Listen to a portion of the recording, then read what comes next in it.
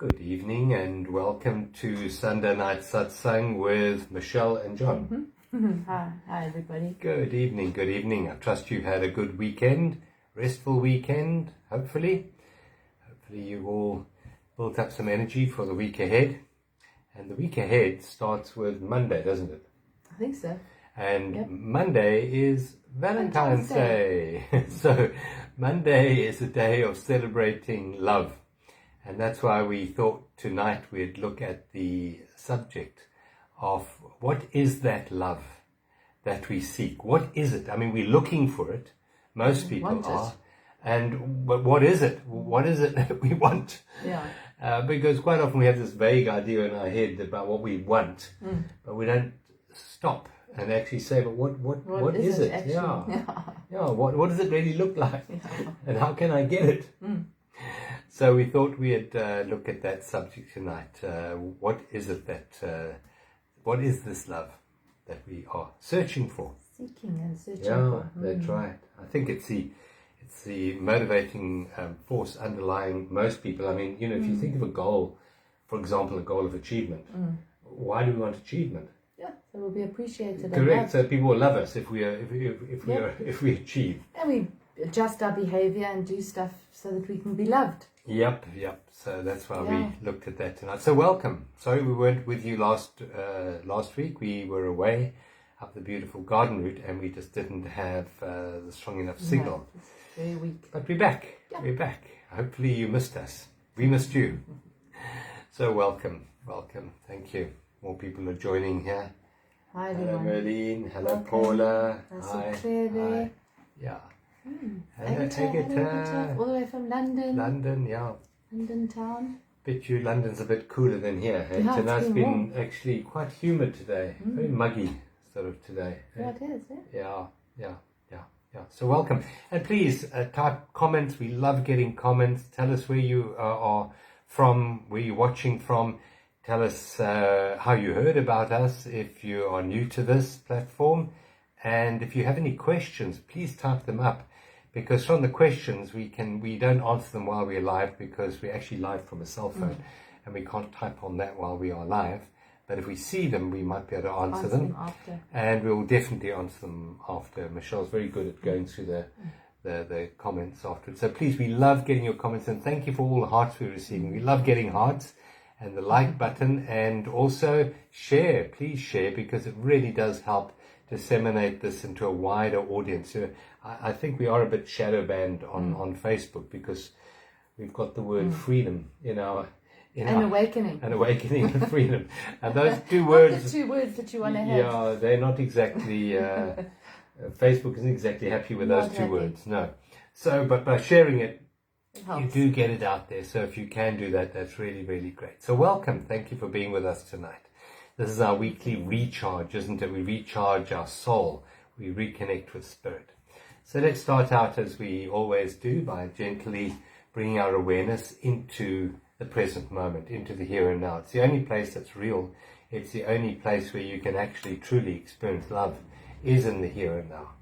So gently, maybe you'd like to just shut your eyes, withdraw your mind from all other times and all other places, and just connect directly with life as it is in this moment. This beautiful energy of life that beats our hearts, digests our food, enables us to hear, to walk, to talk. This energy called life permeates myriads of forms, so many forms. And we are so blessed to be part of this, to be part of the family of form in this unique human body. We have billions of cells, and each cell is alive with this energy called life. Each cell is a functioning unit. Yes, it works in community, in cooperation with all the cells around it. But each cell is still an individual, and we're made up of those. And this energy of life inhabits every single one of those cells. The cells of our eyes, the cells of our eardrums, the cells of our kidneys and lungs and liver, the cells of our muscles and skin, all made up of individual live cells. And life is the one energy that keeps us all together. If it wasn't for life, we'd fall apart. Literally, we would. So right now, in this moment, gently, your eyes closed, just give a certain amount of gratitude for this energy of life that enables us to have this unique human experience in the physical form. You say thank you to life. Yes, I know we think life is challenging at times, but generally what's challenging is the story in our head and not life. But in this moment we are withdrawing our mind from the story of yesterday or to tomorrow, and we're just becoming centered in the awareness, the direct perception of presence in this moment, in the here and now, this unique moment which will never come again. We will never have this exact moment again. No matter how long we live, this moment is unique in all of time and all of space. So let's appreciate this moment together with all of those people joining on this satsang tonight with us. We're joining our lives together in like candles, bring our candles together. And so the light brightens as we bring our consciousness into presence, into community, into alignment with life. Become aware of where we're at, where we are sitting. Become aware of the chair. We become aware of the floor beneath our feet. Become aware of the roof above our heads. We become aware of where our hands are touching. We become aware of all the sounds coming in through our ears into our awareness. And one of the exercises, if we would like to quieten our minds down, is to become acutely aware of everything we can hear in this particular moment. In order to truly listen, we have to become very quiet on the outside. And really what destroys our perception of love, generally in relationship, too much talking and not enough listening, generally. So in this moment, let's quieten ourselves down and connect directly with the faculty of hearing. Where we are, we can hear the hum of a beautiful fan that's blowing cool air on us. We can hear a dog barking in the park. What can you hear? What's the furthest, faintest sound you can hear right now? The reason we do that is because you have to become quite still on the inside to truly listen. The talkative mind has to subside for a brief moment to hear.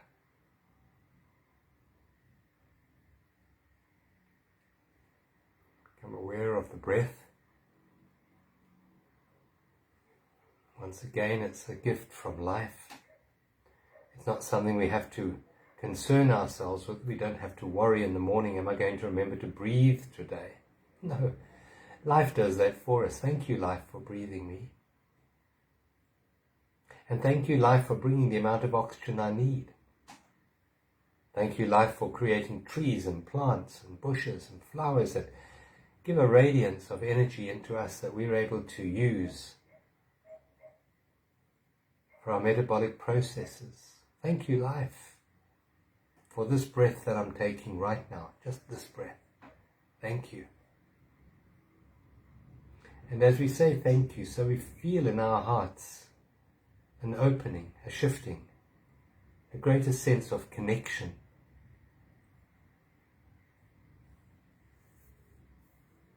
And let's use that opening in the heart and that sense of connection to embrace all those on the satsang with us tonight. Let's say thank you to them for joining us, because their energy combined with your energy helps us with our healing. Helps our hearts to open.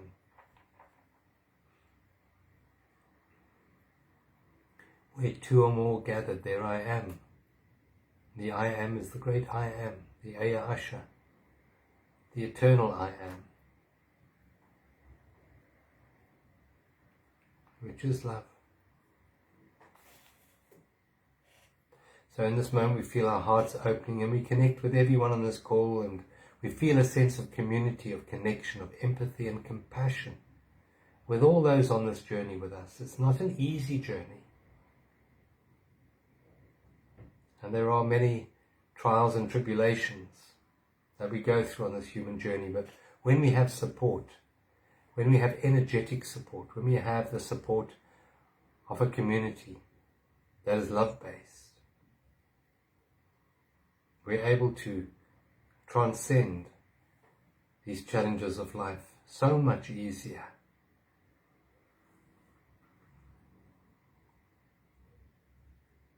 So we say thank you. Thank you. Thank you for being here tonight with us. And thank you to the unseen energies, those that come in love, that are here to support us from the unseen realms, and for the protection they provide to us. Thank you.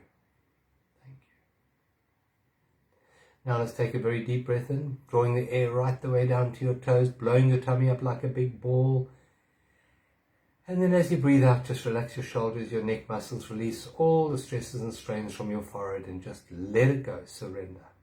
Let's do that a second time. A very deep, beautiful breath into the body now, pulling the diaphragm down, blowing the tummy up, and then that surrendered breath. Just release everything that no longer serves you in this moment. Just let it go.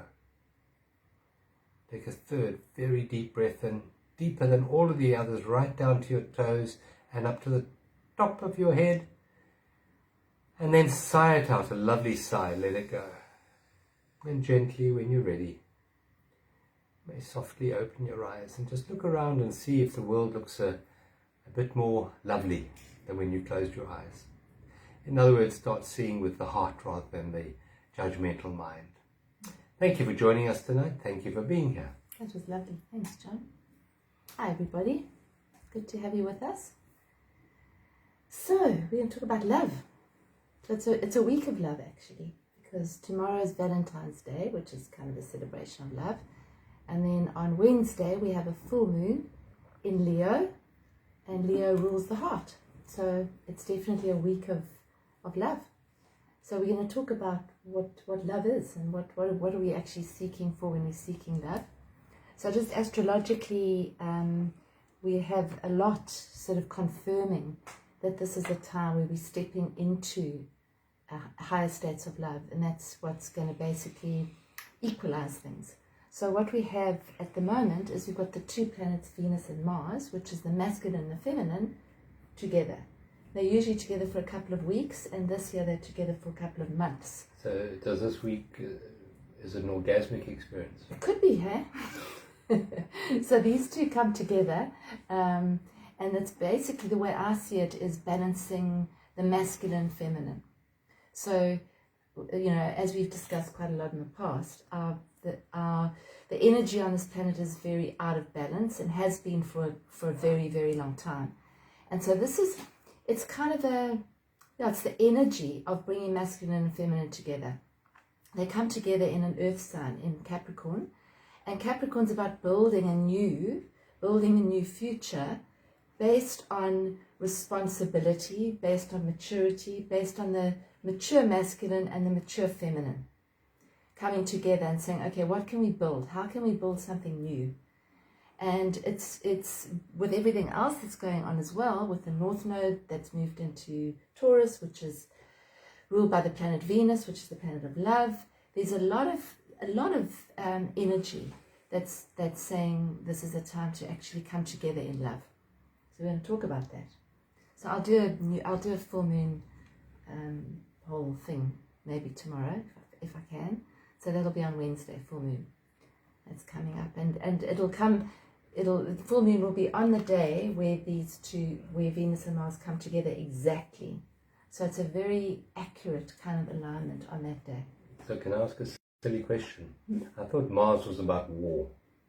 It's not only. Every planet's got different archetypes. So one of the archetypes can be the warrior, the war maker, but it's actually the masculine and feminine. So Venus would be the sort of feminine love nature, and Mars would be the masculine love nature. So you can see by the glyphs, Mars is a little circle with an arrow. So it's more the sexual masculine dynamic, whereas Venus is more the love heart-based dynamic. Very briefly, and Venus applies to partnerships. Mars is really our goals. It's our energy to go out there in the world, and we need both.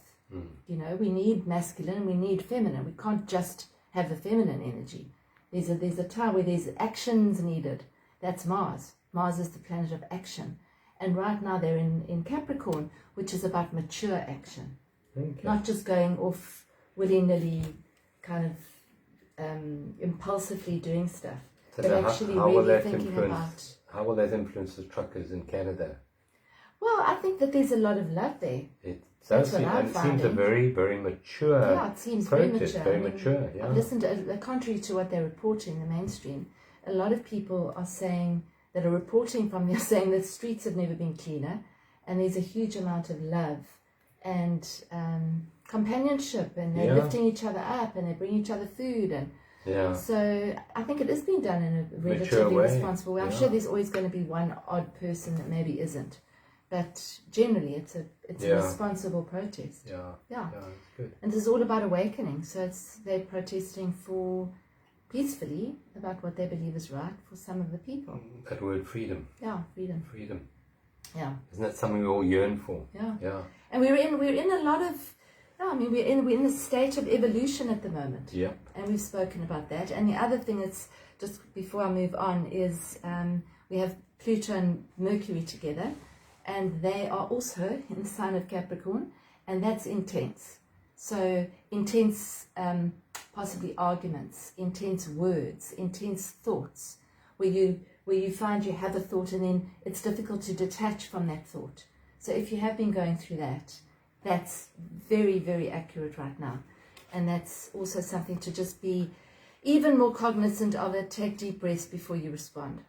So Mercury is about the mind. Mercury is about the mind. And Pluto's about... Pluto's intense. It's power. So it can be power struggles with the mind, power struggles inside our own minds, power struggles in our communications, the planet of communication. But it's also the transforming of old thought patterns, old ways of speaking, old ways of communicating. So that could be coming up for many of us at the moment. This is an old pattern. It's like an old rut. It's that way of responding or reacting, and before we know it, the words are out of our mouth. So it's quite high at the moment. So just to be aware of that it can be a bit tricky.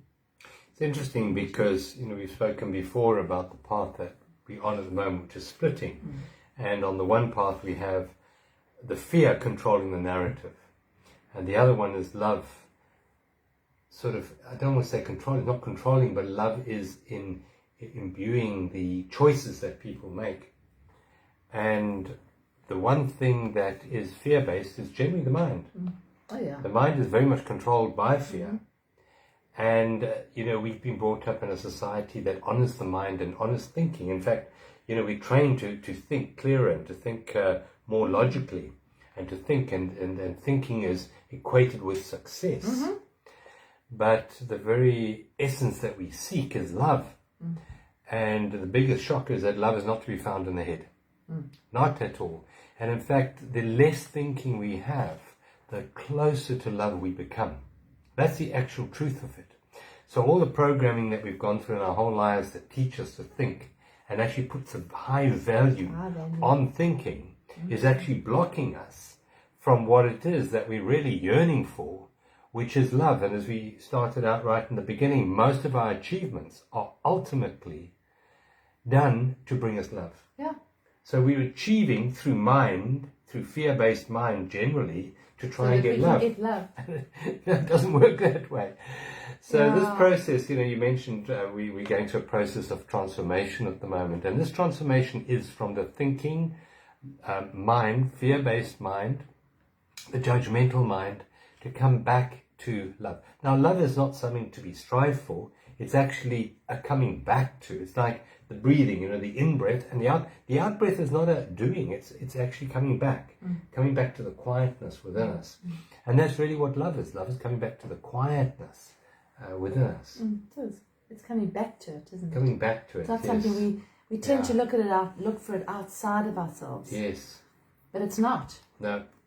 So we thought tonight we'd talk about what is it? What is this love that we are seeking in the world? And celebrating. If any of you have been seeking love, just write it in the comments box, because it's interesting. Because an awful lot of people have spent their whole lives feeling they're disconnected from love, and it's a sort of a journey back to love, which is, I believe, the human condition. That is the normal, standard human condition. You're not different. It is normal to actually want love. And it's the same way as we mentioned many times before, taking a cork and holding a cork underwater.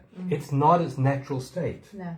To be in fear is not our natural state. To be separate, to have the sense of separation, which is what fear induces, is not our natural state. And what does the cork have to do? Does it have to acquire an intellectual understanding of its situation? No. What it does is it releases, and if you release a cork, it goes back up to its natural buoyancy. Yes. And exactly the same with us. If we release our thinking, our thoughts, which come in the form of judgments, so we will find automatically we go back to our natural buoyancy, which is love. That is our true state of being. True state of being is love. So what is this thing called love? That's a big question, hey? Because we most of us humans think that it's something that we're going to find out there, and then we're going to feel better. So if we do better, then we're going to be loved more. Yeah. If we become more successful, then we're going to be loved more. If we find that one special person, then we're going to be loved more. Yeah. We're going to get love out there. And then if it's not out there and we haven't got it in our lives via another person or a dog or a cat or something like that, then we're missing love. But that's what we want to talk about, because that's not what love is. So I haven't been to the shops. Well, there are different kinds of love anyway. I haven't been to the shops lately, but I bet you that if I went to the shops, they'd be selling love. They'd have a whole lot of red hearts and red chocolate boxes and stuff, and they would be selling us love. Can't you buy love? Isn't it a commodity? Isn't it an object that you can go and get and buy and own? No, we know that's not true. No, love is not something to be bought or sold. And this is a biggie. This is a very biggie. Love cannot be given nor received. Now that's what is he saying now? Love is something you are.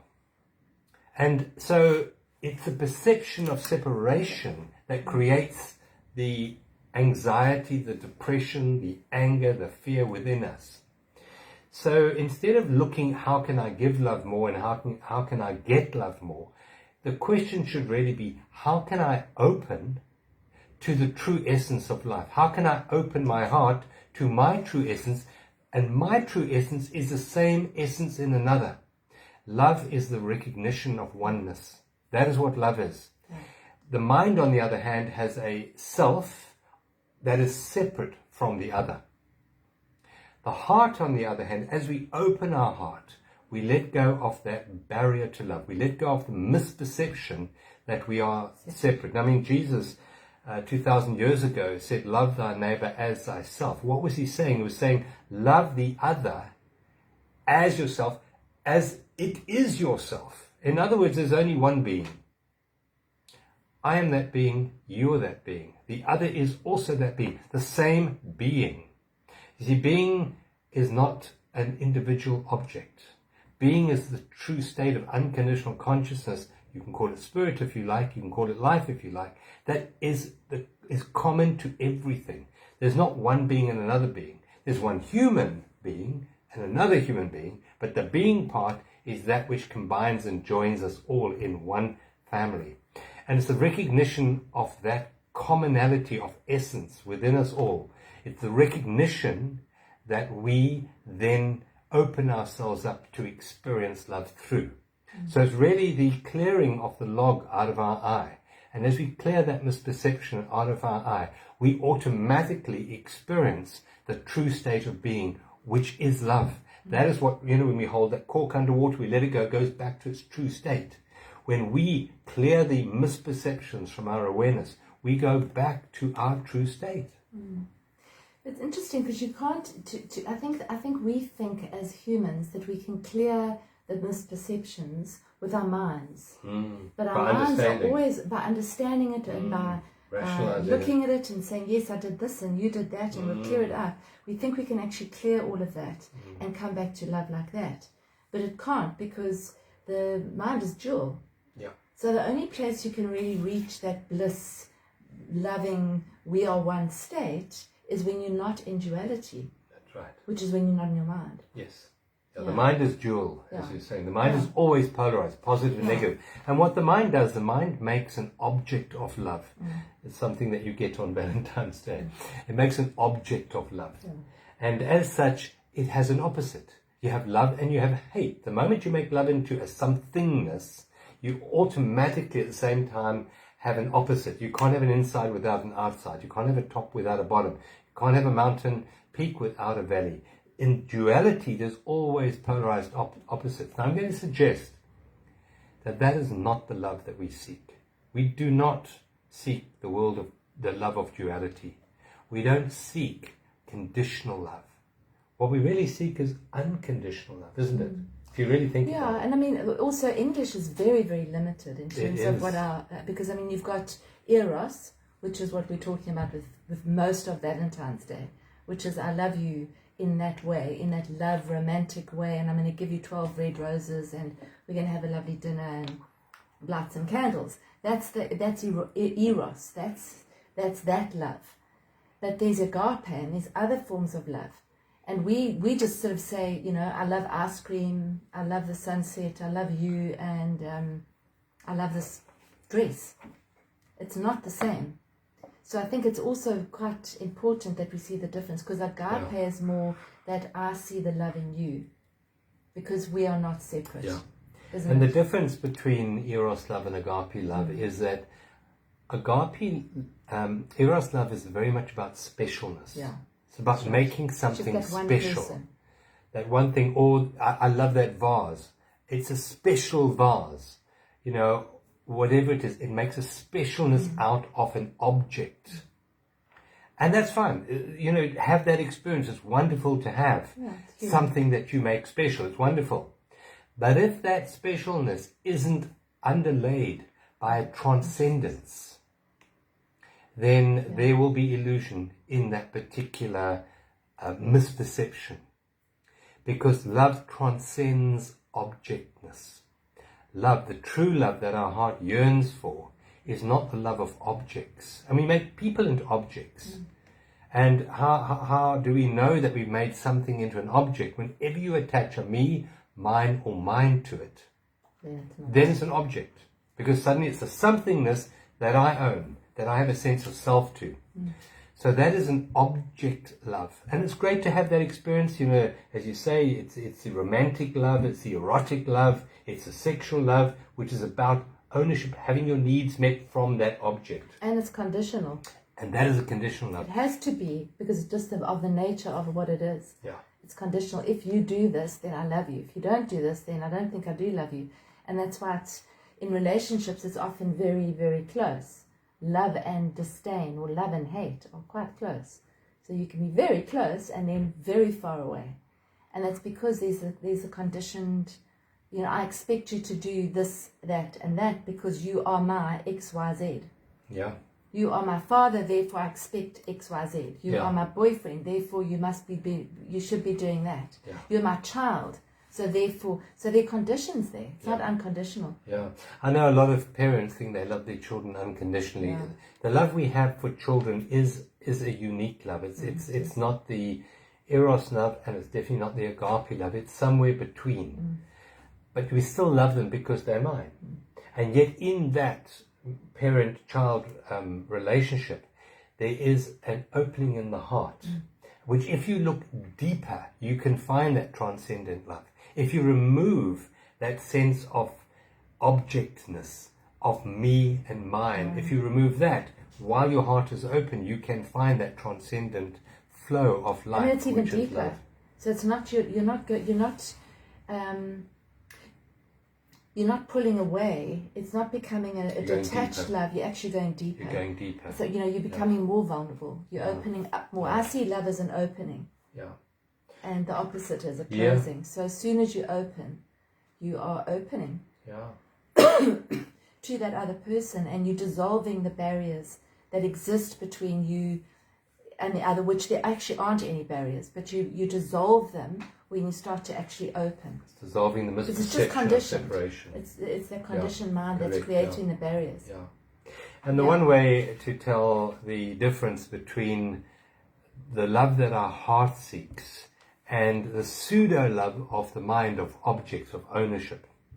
And that is that all objects, be it physical objects, a cup or a vase or a car or a house or a person, all objects appear in time and obey the rule and the law of time, and that is atrophy.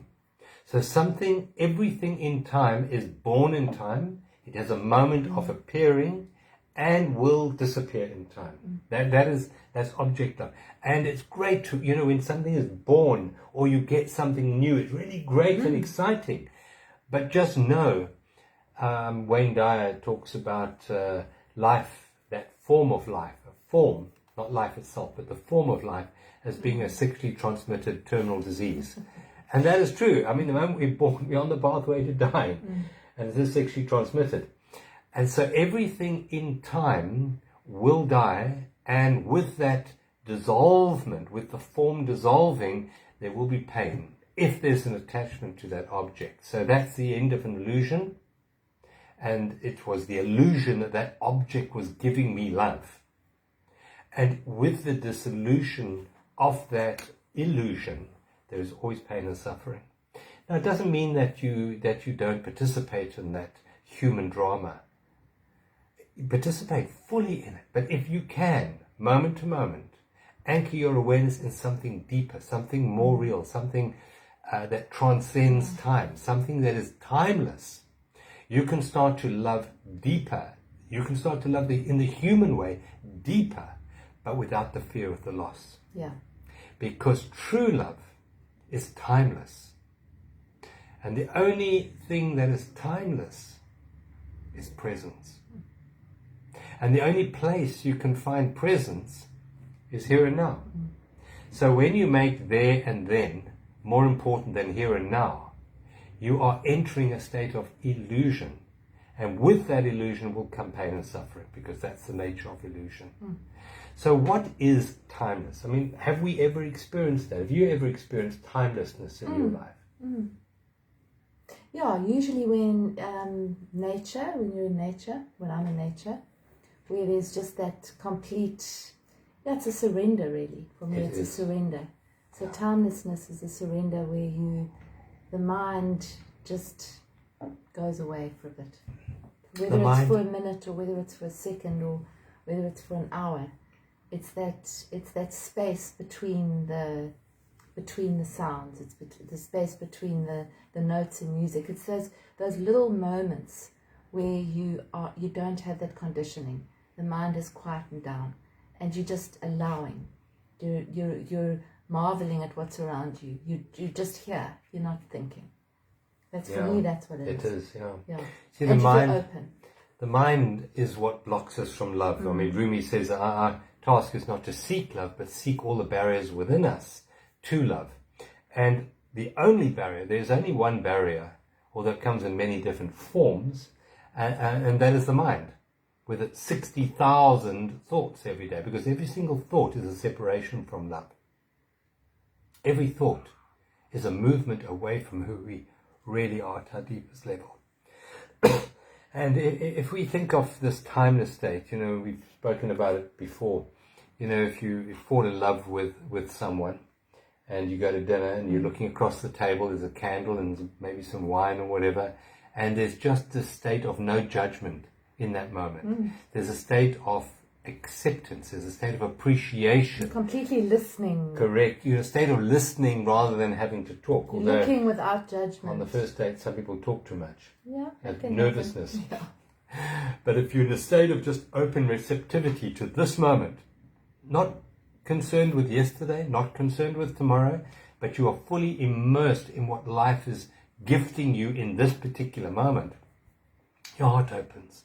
And in that timeless space, you feel love. Now the mind comes in and mistakes the object sitting in front of you as the source of the love.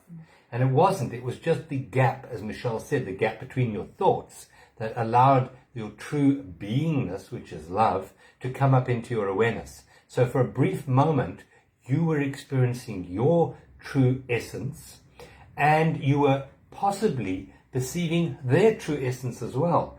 You were perceiving the life that's in you and the life in them, not as something separate, but you were seeing the oneness. And that definition of love again that I have, which love can't be defined, so it's not totally true, is love is a sense of oneness in your awareness. It's a set of inclusion. There's no other in that moment. And you think, the same thing happens when you're making love. At the moment of orgasm, there's this complete melting of the egoic mind, and of story. the separation of story. If you're thinking about the dishes in the sink or the bills that have to be paid, you're just not going to have an orgasm, that's for sure. But to have an orgasm, which in French I think is called the little death. Yeah, little death. You've got to die. What dies? The mind. The mind, not the heart. The heart opens. The heart becomes more alive. But the story, the egoic self, the name, in an orgasm you don't have a name. You don't have a gender. You have nothing. Everything, that whole object consciousness dissolves into the space.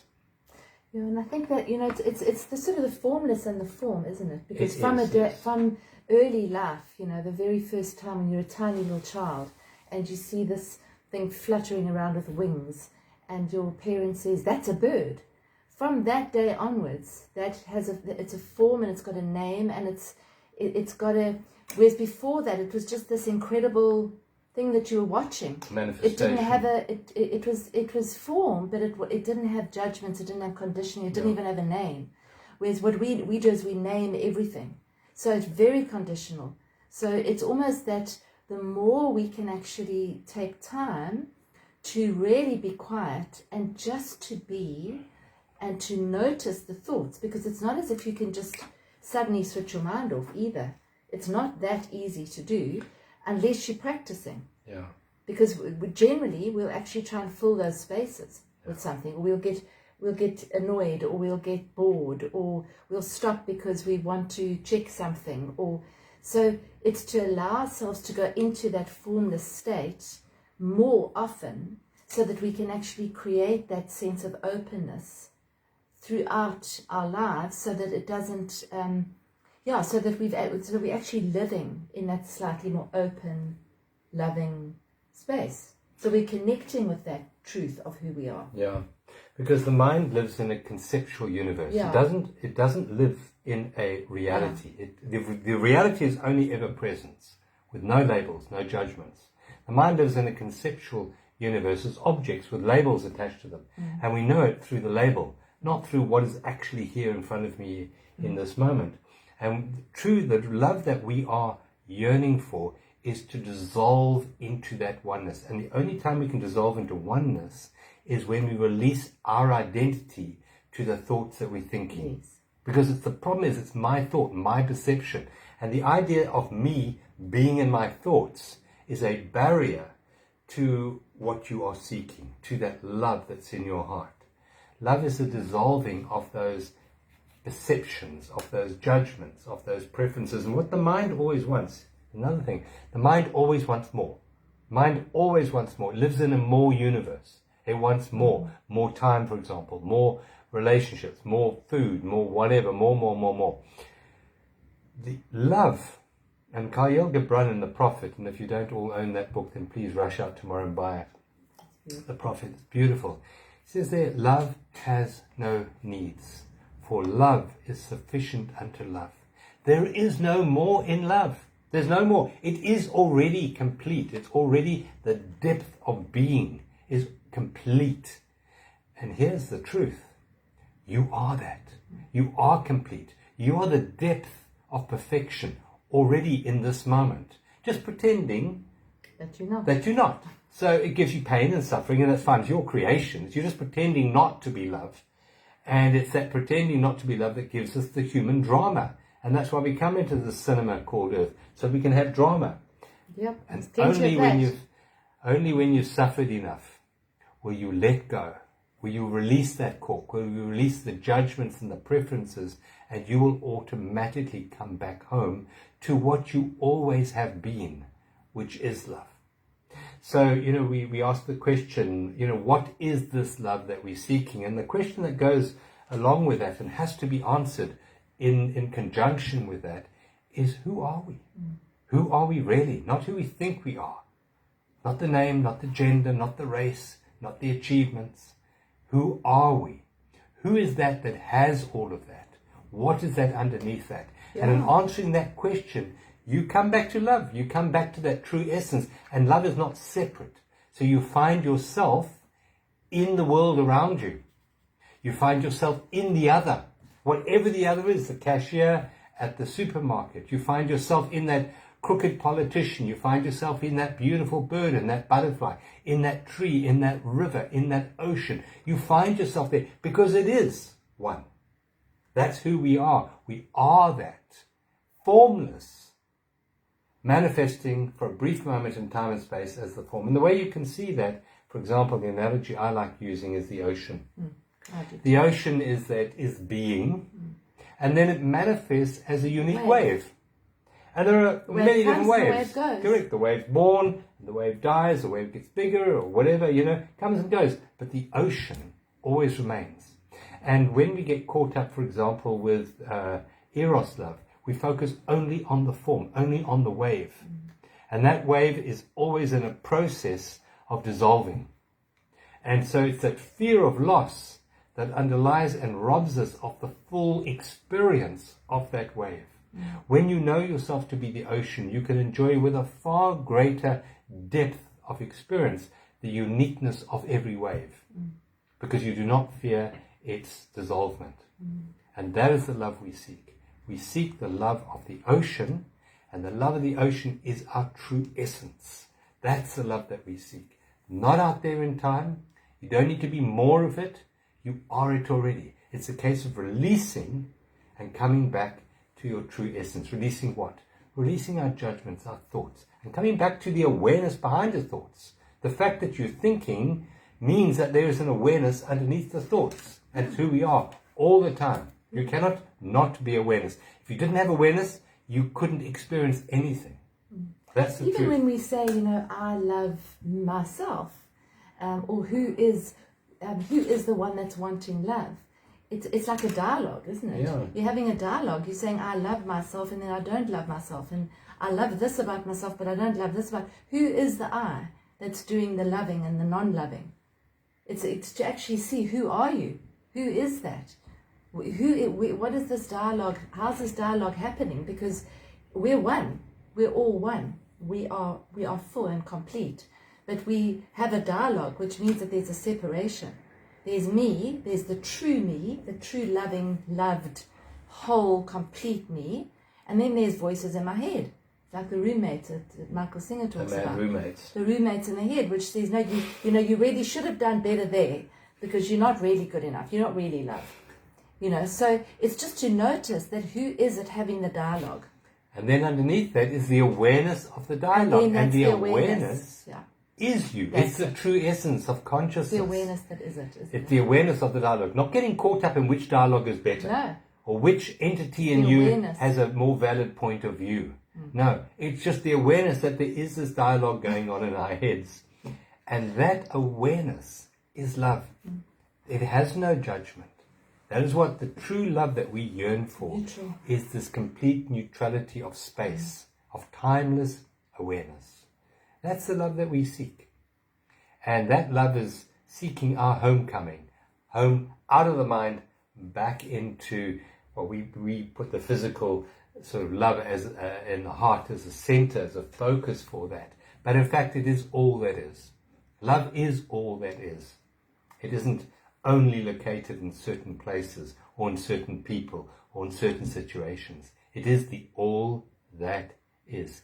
So this process of coming back to love is just a process of awakening from the dream that we created, the dream of separation. Yeah, it is that. And it's inside, it's right here, it's nowhere else. And if the real we're looking question, for it out there, we're just going to constantly be disappointed. Yeah. And constantly be wanting more. Doesn't mean that you can't have beautiful relationships with people and you can't have incredible experiences with people. But if we believe that that's what it is, then there's going to be disappointment and disillusionment, because those people in those places are going to shift. They're going to move. They're going to change. They are changing from the moment you meet those people, those situations, those circumstances. They're changing anyway. And it's fine to fall in love, to have that chemical, sexual dance between two people. It's wonderful. And that will wear off very quickly. But if in that state you can start to find and focus on and realize, it's actually to see with real eyes, the transcendence underneath the form. So you can recognize the ocean underneath the wave. The wave might be beautiful, might be everything you wanted, but it's changing and it's going to soon dissipate. But if you can find the ocean underneath that, if you can find the real unconditional underneath the conditional, that unconditionality will carry you through the human relationship far, far better than just focusing on the specialness, the objectness of the relationship. And then you can let it flow as well, like the wave comes and the wave goes, and you can't hang on to a wave. It's like you can't hang on to a particular part of the relationship, because that part's going to come and it's going to go, and the relationship's going to evolve into something else. So for me, it's about actually flowing with it. I also love the analogy of the ocean. It's that the waves are going to come and the waves are going to go, and there's going to be a different wave. So you might be living with the same person, but you're actually living with, it's a different person. It's one person one day, and the next person it's a different person. So to hold on to that person, like you must never change, you must always be the same, is crazy, because it's not going to happen, because we're all evolving and we're all moving and we're all flowing. So the more we can allow those changes to actually take place and to accept those, then that's also part of the coming back to love, which is acceptance. And the three words that we use to help us start to peel away the misperceptions we have are the three words that lead us closer into love: are allow, accept, and appreciate. Those three words peel away the object nature of reality and the separation of reality. And the personalities. So personalities come, personalities go. Yeah. That's moods for sure. come, moods go. Yeah. Ups But there's and downs. something more real underneath all of that, which never changes, never goes. That's what Jesus was talking about. Love the other as thyself. That self that is transcendent, that self of presence, that self of spaciousness, not the object, but the space. So, for example, a lot of people are waiting for their soulmate. They're waiting for this special, unique individual. They know it's somewhere in the universe, and their job is to go and find that unique soul. Well, let me break it to you gently. Every single wave around you, if you're in the ocean and you're a wave and there's lots of wave around you, every wave around you is your soulmate. The soulmate are the beings that have chosen to incarnate with you lifetime after lifetime after lifetime. But the real love is not to be found in a soulmate. It's to be found in that essence of being, which is the ocean. To recognize your true essence underneath the waves. Then you come back to the real essence of love. To seek a soulmate to make you complete and whole is part of the illusion, part of the illusionary dance. Nothing wrong with it. It gives you a lot of fun, but it also gives you pain and suffering because it's part of the world of duality. Whatever comes, goes. Remember that. If you're seeking something, you're going to find something. There's a time when it's going to leave you again. So that's the duality. That's the dance of form. The dance of form, where what we're looking for is that which doesn't go, that which never leaves us. And that's our true essence. And another word for that is God, if you want to put it that way, if you like to put it in that word. God never leaves us. We leave God with every thought we think, every preference we have, every judgment we have. every thought about time, history, future, that's a separation, because the divine is presence. If we live more and more and more in alignment with presence, we live more and more in alignment with the divine, which is unconditional love. So hopefully you've enjoyed tonight. We just want to have an ad. We've got a workshop coming, a retreat coming up next month in Hogsback. Hogsback is our most favorite place for running retreats. It's just got an energy of transcendence that is truly, truly amazing and powerful. And so if you would like to spend 5 days immersed in peeling away the layers that separate us from love, then do look it up on our website, journeysofawakening.com. In the top tab, you'll see Hogsback. Click on that. All the details are there. And if you want more information, just contact us, email us, send us a message on Messenger or whatever, and we can give you more details. But they are all on the website, journeysofawakening.com. We have only got limited space, so please. And we've actually got a special. Well, it's like a Valentine's special. Valentine's special. It expires on the 15th. So do have a look at our website, and if you want to come, that's super. We'd love to have you there. And don't let financial matters dissuade you from joining us. It's a unique opportunity, and we can always make some plan for you to pay it off or something like that if you want to. But do look at that opportunity to immerse yourself in this incredible energy of very Hogsback. powerful energy that we're going to be there for. Oh, yeah, this is that's this right. coming together, Jupiter. Yeah. Astrologically, it's a good time to do this work. It's a really good Come time back to to love. drop into presence and art and music and nature, which is what we do there. And good food. Yeah, and good food. Yeah. I'm going to lead everybody out with the meditation or visualization. And then we'll have an affirmation, a beautiful affirmation which will help you through Valentine's Day and through the week ahead. So do stick around for that. Yeah, stick around for the meditation too, because it's a nice way of seeing us out. Okay. All right. So let's just settle in. If you're not settled in already, get comfy. Take a beautiful deep breath in. And a relaxing, releasing breath out. Just let the tension and the pressure and the restriction just fall off your shoulders. Let it all just melt away, just for the next 10 minutes or so. Just connect with your breath as it comes in through your nostrils and out through your mouth. With each exhale, see if you can open more and relax more. Letting go, completely relaxing, totally present here and now. From this place, imagine that you are walking down a hill and there's a whole lot of trees and plants and shrubs that you're walking through. You can't really see what's ahead of you. You're just walking around and you are surrounded by beautiful nature. You can hear some birds singing. You have no shoes on and you can feel the sand, soft sand beneath your feet.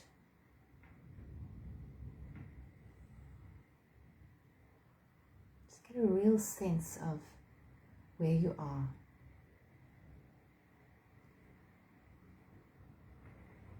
Feel the love that you feel for nature, for trees, for shrubs, for the ground beneath your feet. Keeps you secure and safe and is home.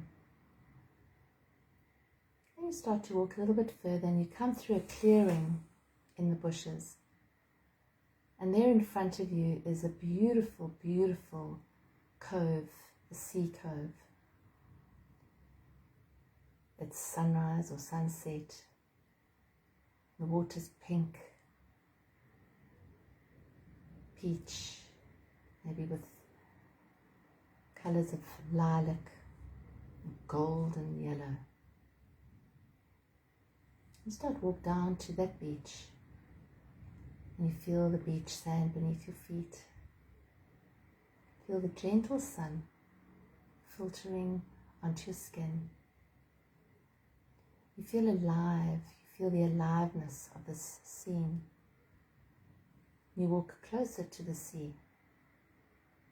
You let your feet start to immerse into the waves. Little waves lap over your feet and over your toes, and then they ebb back. And you just feel this beautiful ebb and flow of this incredible body of water that is the ocean.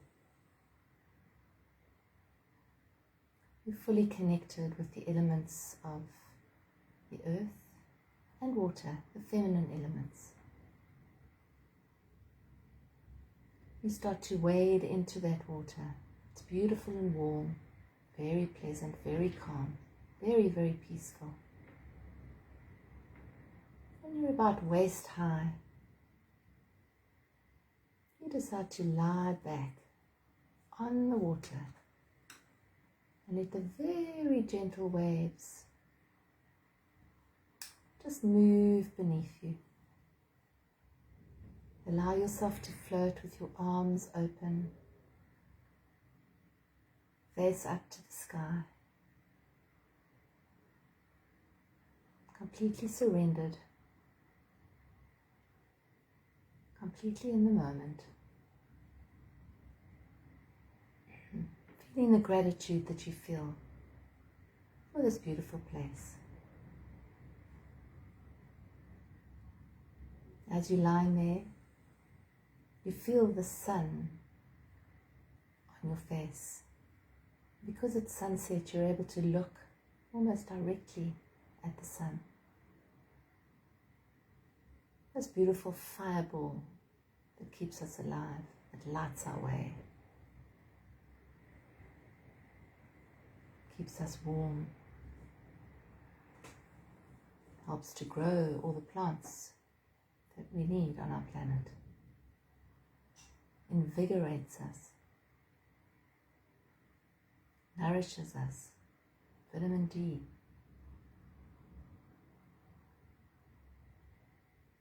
As you lie floating on that water, just completely surrender and feel your gratitude for the sun. Feel your gratitude for the air above you that you breathe every day, all day. Father Sky, the masculine, air and fire. Feel the gratitude that you feel. And allow this gratitude to fill you up from the inside.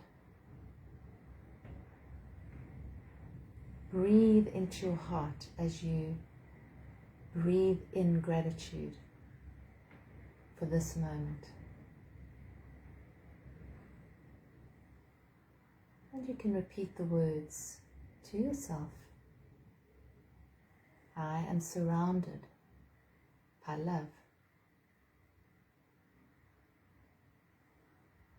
I am filled with love. I am love. Feel yourself surrendered to the ocean of love.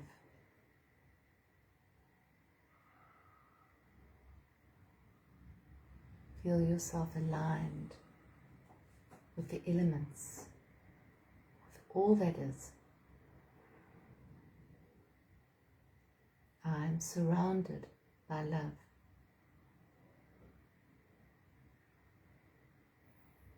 Breathe in, I am filled with love. Breathe in again. I am love. Just allow this love to fill your heart and to then radiate out from your heart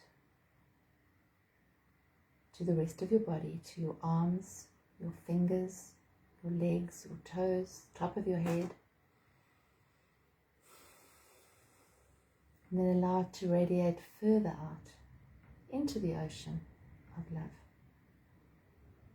where there is no separation. We're all in the same ocean. We are not separate. We are one.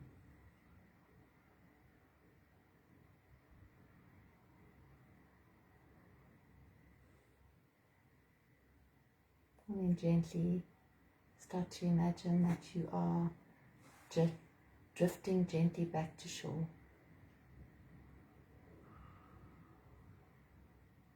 You reach the shore, stand up, turn to face the scene, the sun, and just give gratitude for this moment and for this week of love.